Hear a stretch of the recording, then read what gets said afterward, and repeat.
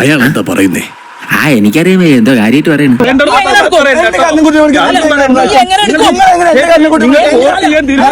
എന്റെ മുടിപ്പര അമ്മജി ഇതെന്തൊരു ജമ്മം. ഇനി നോക്കണ്ട, മോങ്ങാനിരുന്ന പട്ടിയുടെ തലയിൽ തേങ്ങ വീണത് തന്നെ. ശോഭാ സുരേന്ദ്രനൊപ്പമെത്തിയ ആൾ വയോധികയ്ക്ക് പണം കൈമാറിയെന്ന് ആരോപിച്ചാണ് കോൺഗ്രസ് ദൃശ്യങ്ങൾ പുറത്തുവിട്ടത്.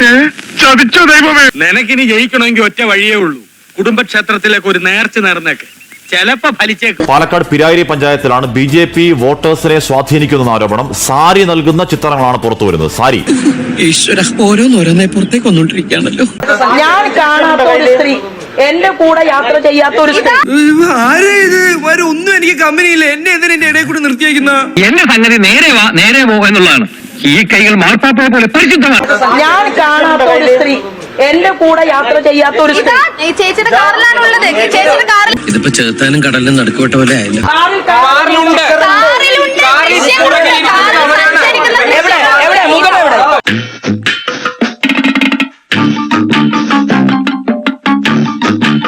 വെറുതെ കിടന്ന് ഉരുളാദാശനെ. ആശാന്റെ കംപ്ലീറ്റ് ബയോഡാറ്റ ഞങ്ങൾക്ക് കിട്ടിക്കഴിഞ്ഞു. കിട്ടിയല്ലേ സുഹൃത്തെ, ഇതിൽ ഒരു നിഴലാണ്, ഒരു നിഴല് പോലെ. അതെ, ഞങ്ങൾ ചോറ് തന്നെ കൊണ്ടുവന്നേ.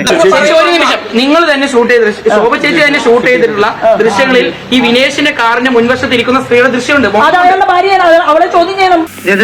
അധികം പൊട്ടും കളിക്കരുത് കേട്ടോ.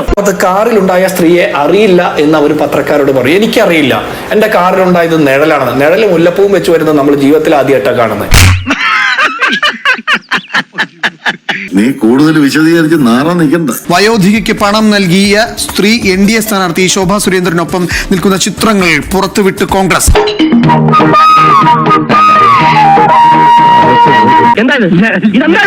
ഞാൻ ഒരു തമാശ കാണിച്ചു, നീ അത് കണ്ടുപിടിച്ചല്ലേ?